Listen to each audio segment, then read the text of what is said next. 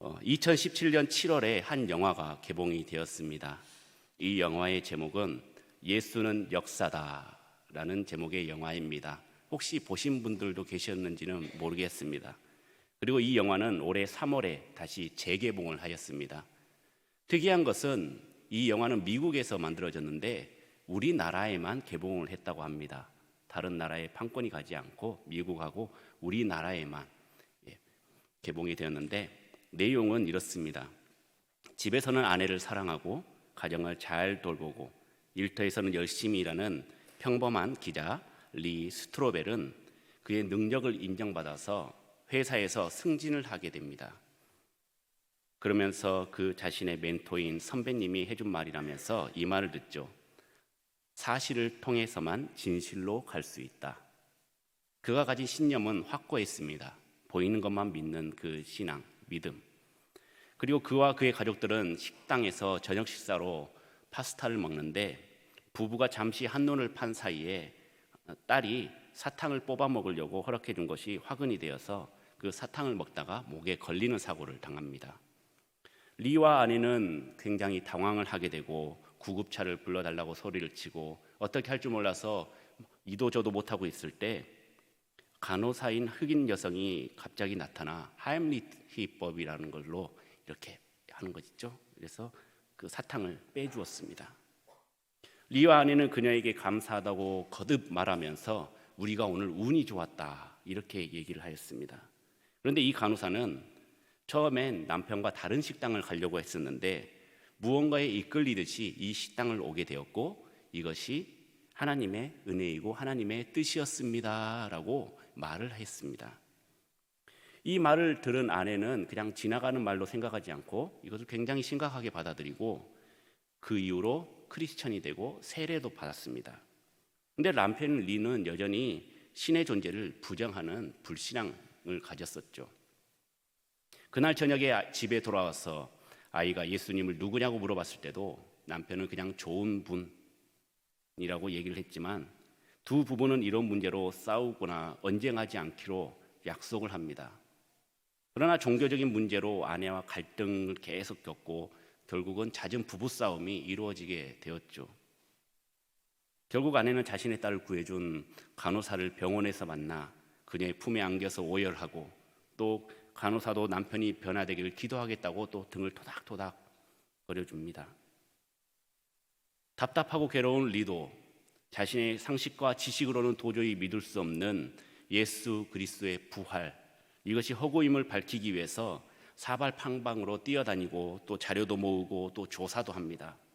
전문가들의 의견과 수많은 증거들에 따라 예수에 대한 존재를 다시 거꾸로 올라가서 찾고 또 찾았는데 이것이 파면 팔수록 자신이 믿고 있던 신념과 믿음 사이에서 갈등을 겪게 되고 또 마침내 예수 그리스도 앞에서 무릎을 꿇게 되었다라는 것이죠. 그리고 말합니다. 좋아요 하나님, 당신이 이겼습니다. 이 영화는 실화를 바탕으로 제작이 되었습니다.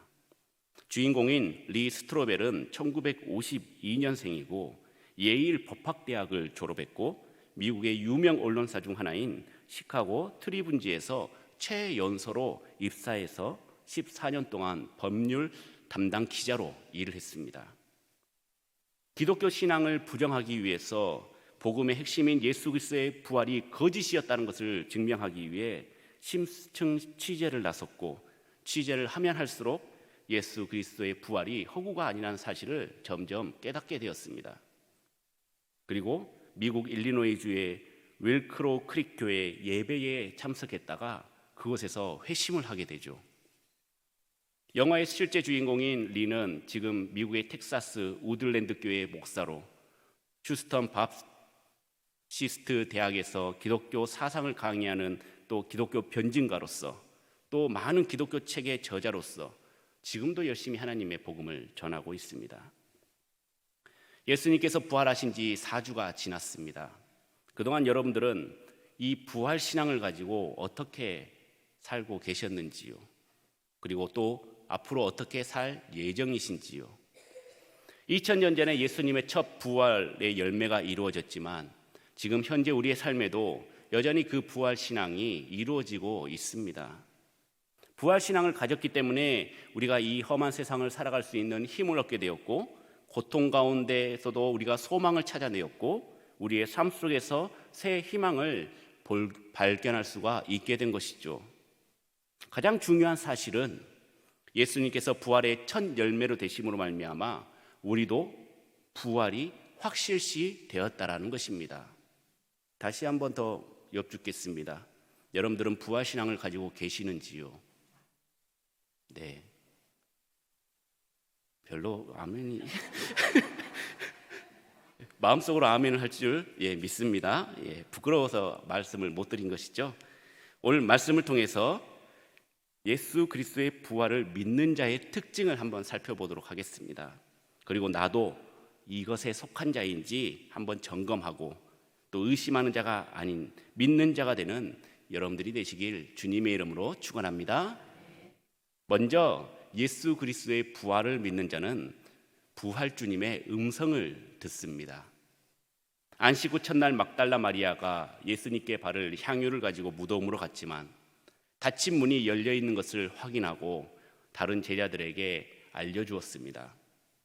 베드로를 비롯한 한 제자가 또 빈 무덤을 확인하고 그리고 눈으로 직접 목격을 해왔지만 제자들은 예수님이 죽은 자 가운데서 다시 살아나야 하리라 라고 하신 말씀을 아직 믿지 못했던 것 같습니다. 어쩌면 기억조차도 나지 않았을 것 같습니다. 예수님께서 십자가에서 처참히 달려 돌아가셨는데 다시 살아난다는 그 말씀을 어찌 믿을 수 있을까요? 제자들은 떠나고 마리아는 홀로 남아 무덤 밖에서 울고 있습니다. 부활의 현장에 마리아는 천사의 음성과 예수님의 음성을 들었습니다. 예수님께서 마리아야 라고 불렀지만 마리아는 예수님인 줄 알지 못했죠. 그저 동산지기로만 알고 있었습니다. 예수님이 돌아가셔서 이 세상 사람이 아니라는 생각을 마리아는 그 의식에 지배를 당하고 있었던 것입니다.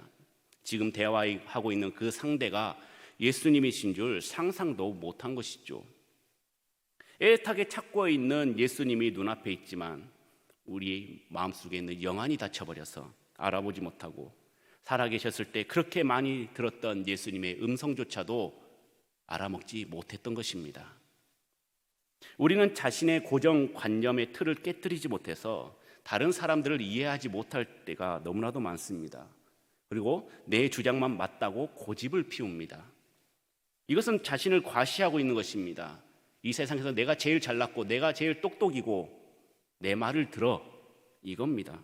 내가 듣고 싶은 말만 듣고 내가 듣기 싫은 것은 귀를 닫아버립니다. 부활하신 예수님은 경청의 달인이셨습니다. 사람들이 하는 말을 그냥 흘러듣지 않고 자세히 들어주셨다는 것이죠. 여리고성에 보지 못하는 거지 바디메오가 예수님이 지나가는 소식을 듣고 뭐라고 얘기했습니까? 다윗의 자손 예수여, 나를 불쌍히 여기소서. 사람들은 시끄럽다고 꾸짖고 잠잠하라고 했습니다. 조용해, 시끄러워. 하지만 포기하지 않고 더 큰 소리로 다윗의 자손 예수여, 나를 불쌍히 여기소서라고 힘차게 외쳤습니다. 그러자 예수님께서는 그 바디메오에게 가서 그의 말을 다 들어주었습니다. 내게 무엇을 하여 주기를 원하느냐? 보기를 원하나이다. 가라, 너의 믿음이 너를 구원하였다. 보지 못한 사람이 어떻게 떠듬떠듬 갈 수는 있겠습니다마는 장애물이 있는 데를 어떻게 지나갈까요? 많은 사람들이 있음에도 불구하고 가라 말씀하셨던 것입니다. 예수님께서 들어주시고 문제를 해결해 주신 것이죠. 찬송가 540장 주의 음성을 내가 들으리라는 찬송이 있습니다.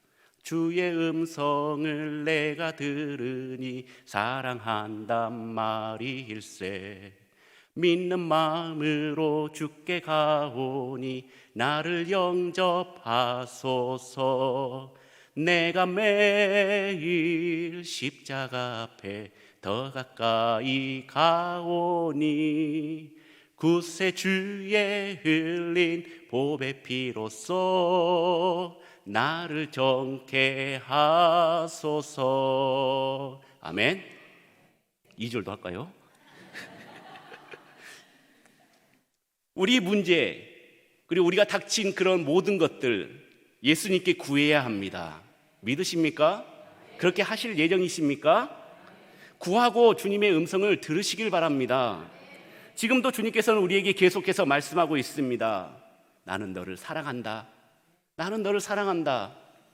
내 품에 와. 제발 좀 와. 나에게 말해줘. 내가 다 들어줄게. 그 부드러운 주님의 음성을 듣는 여러분들이 되시길 소망합니다. 그 음성을 듣기 위해서 내가 매일 십자가 앞에 더 가까이 나아가는 믿음의 성도님들이 되시길 소망합니다. 구세주의 보혈의 피로써 우리를 정케 하시는 주님을 믿고 의지하고 바라보시고 귀를 열어서 들으시는 믿음의 성도님들이 되시길 주님의 이름으로 축원합니다. 또한 예수 그리스도의 부활을 믿는 자는 주님을 전합니다. 증인만큼 확실한 증거는 없습니다. 여러분들 예전에 허준이라는 드라마 너무나도 잘 아실 것입니다. 시청률을 최고점으로 찍은 드라마가 있습니다. 거기에 약제방에 돌쇠 같은 자가 있습니다. 여기 점 있는 사람 있죠. 지가 이 눈으로 똑똑히 봤구만요 하면은 이게 증거가 되는 것입니다. 그때 뭐 CCTV가 있습니까? 뭐가 있습니까? 제가 이 눈으로 똑똑히 봤다는데 그 사람의 말을 믿겠죠. 마리아도 예수님께서 살아나셨고 그 빈 무덤을 확인하였습니다. 그리고 자신에게 말하는 것을 직접 들었습니다. 그리고 제자들에게 그 보고 들은 것을 그대로 전달했습니다. 예수님께서도 다른 데 가지 않고 제자들에게 나타나서 몸을 보이시고 하늘로 올라가시기 전에 남은 사역을 다 하시고 그리고 하늘로 승천하셨습니다. 하늘로 올라가시기 전에 제자들에게 마지막 명령을 하셨습니다. 모든 민족을 제자로 삼아 아버지와 아들과 성령의 이름으로 세례를 베풀고 내가 너에게 분부한 모든 것을 가르쳐 지키게 하라. 오직 성령이 너희에게 임하시면 너희가 권능을 받고 예루살렘과 온 유다와 사마리아와 땅끝까지 이르러 내 증인이 되리라.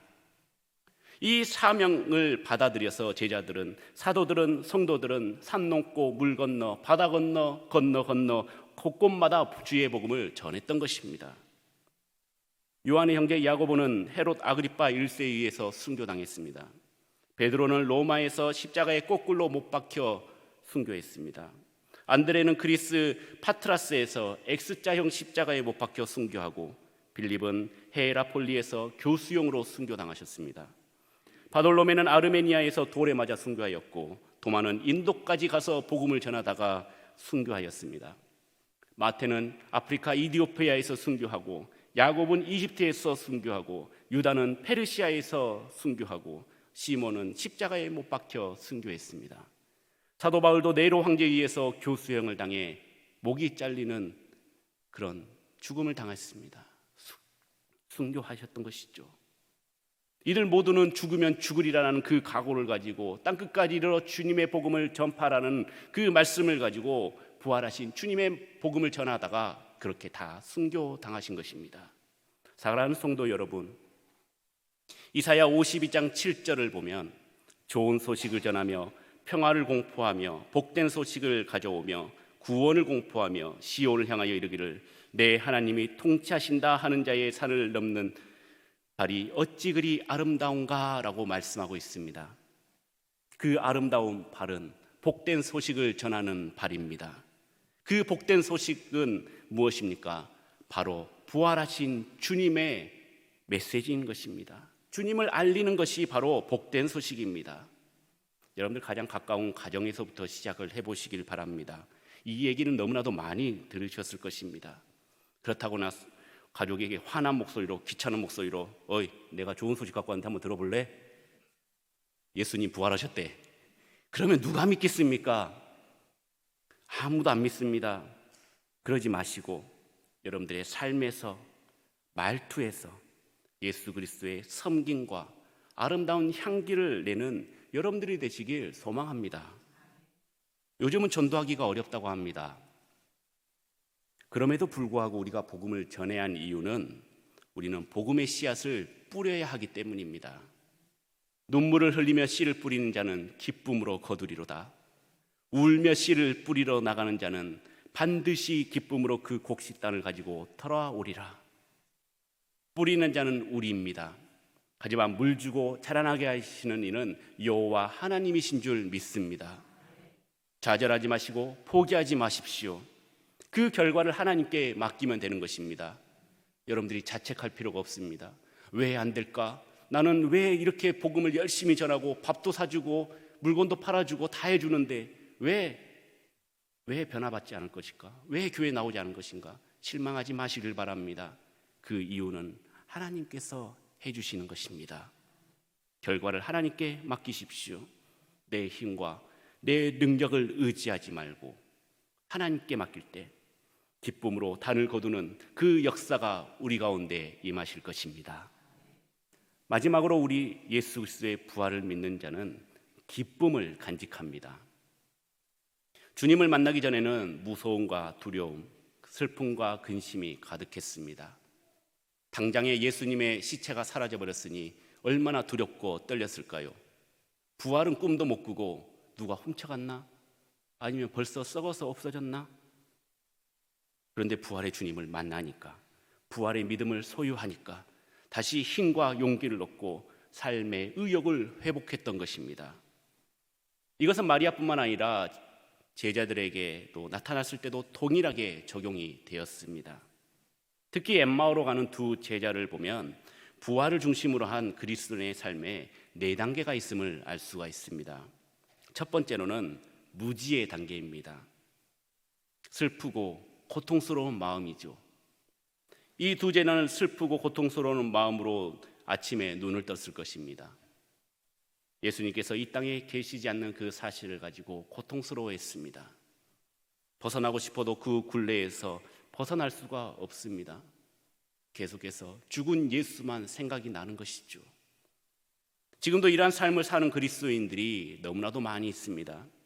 십자가를 바라보고 주님을 믿으려고 애를 썼지만 살아계신 그리스도께서 이들을 대신하여 모든 일을 하신다고 믿는 것이 얼마나 복된 신앙인지 깨닫지 못했던 것입니다.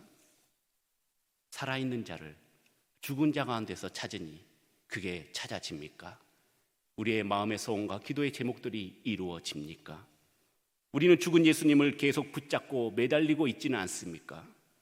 살아나셨지만 그것을 깨닫지 못하고 늘 과거의 기억에 얽매여서 더 나은 삶을 누리지 못하고 그저 그렇게 슬퍼하면서 살고 있는 것입니다. 두 번째로는 불신앙의 단계입니다. 이 불신앙의 특징은 마음에 더디 믿는 것입니다.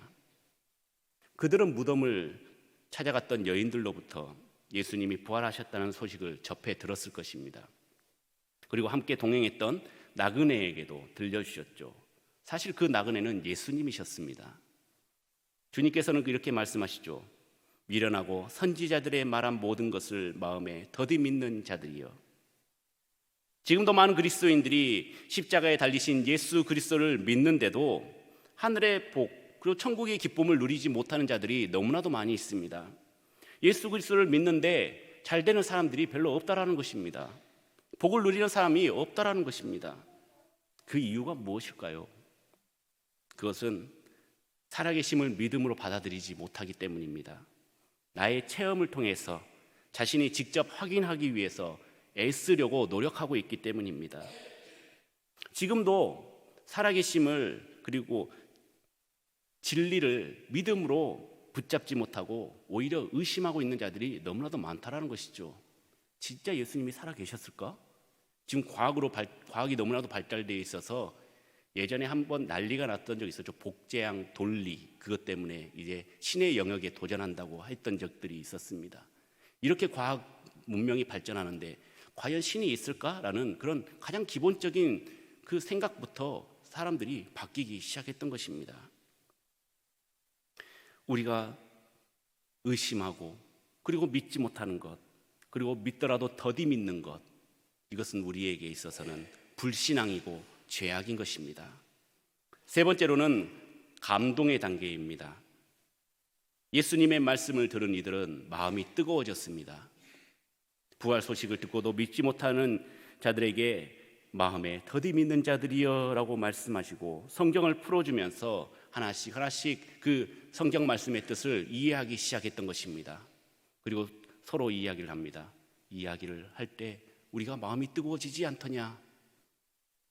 그 상태를 체험하고 또 그것을 우리가 계속해서 유지시키는 것 굉장히 어렵습니다.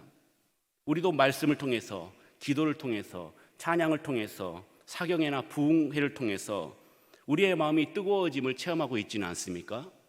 날마다 찬양도 뜨겁게 하고 기도도 뜨겁게 하니까 마음에 불이 붙은 것 같습니다. 그리고 생각합니다.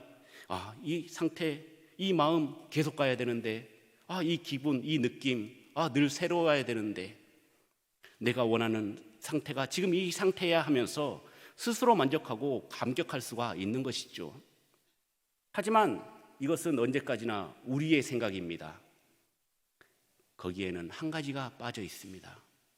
바로 부활하신 그리스도께서 참 모습을 드러내는 주님의 자기 계시입니다. 좀 말이 어렵죠. 우리의 마음이 뜨거워질 때도 있고 식을 때도 있습니다. 우리 마음이라는 게 그렇잖아요. 계속해서 100% 열정에 불타올라 가지고 성령 충만함을 받기란 굉장히 어렵습니다. 불규칙적이고 어쩌다가 한 번씩 일어날 수 있는 일이기도 합니다. 시험에 빠질 때도 있습니다. 하지만 뜨거워질 때도 있는 것이죠.